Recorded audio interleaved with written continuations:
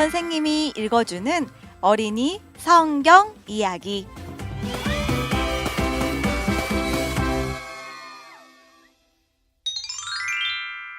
110번 이야기. 르호보암이 왕이 되었어요. 열왕기상 12장, 역대하 10장 말씀. 성경은 우리에게 솔로몬 왕의 한 아들에 대해 이야기해주고 있어요. 그 아들의 이름은 르호보암이에요.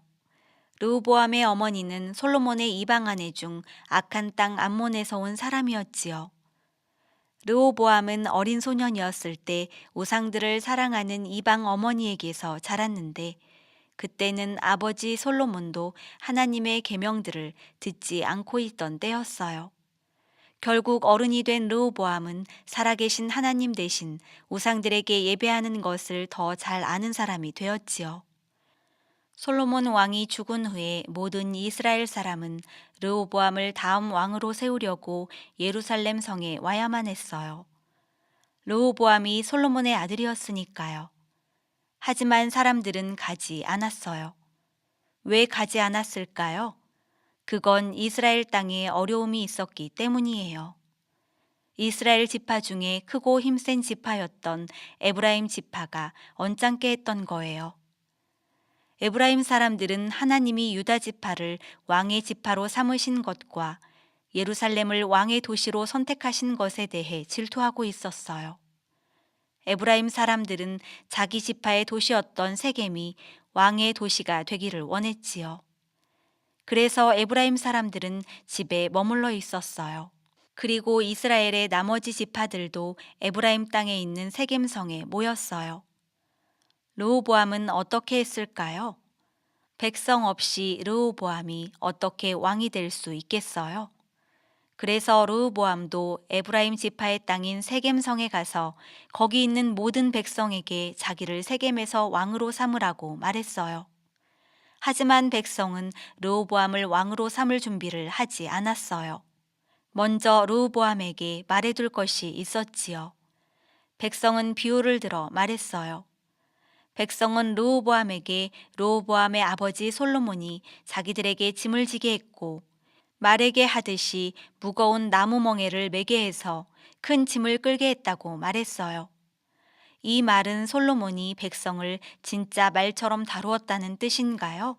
그건 아니에요. 백성은 비유적인 표현으로 말한 거예요.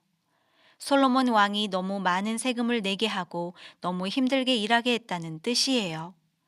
백성은 르호보암에게 조금이라도 편하게 해달라고 부탁했던 거예요. 그렇게 해준다면 르호보암을 섬기겠다고요. 르호보암은 대답했어요. 3일 후에 다시 와라. 3일 동안 르호보암은 지혜로운 노인들에게 어떻게 해야 할지 물었어요. 노인들은 대답했지요. 만약 왕께서 이 백성에게 친절히 대하시고 백성을 기뻐하셔서 좋은 대답을 주신다면 백성은 영원히 왕의 종이 될 것입니다. 그 다음 르호보암은 자기와 나이가 비슷한 젊은이들에게 어떻게 해야 할지 물어보았어요. 젊은이들은 르호보암에게 백성에게 가서 자기는 아버지보다 더 무섭게 할 것이고 백성의 짐을 더 무겁게 할 거라고 대답하라고 했어요. 젊은이들도 비유를 들어 말했어요. 솔로몬 왕이 백성을 채찍으로 때렸다면 르호보암은 백성을 끝에 갈고리가 달린 채찍으로 때릴 거라고 말이지요. 3일이 지났어요. 백성이 르호보암의 대답을 들으려고 기다리고 있었지요. 르호보암은 백성에게 뭐라고 대답했을까요? 르호보암은 백성에게 거칠게 말했어요. 내 아버지가 너희에게 멍에를 무겁게 하였으나 나는 그것보다 더 무겁게 할 것이다.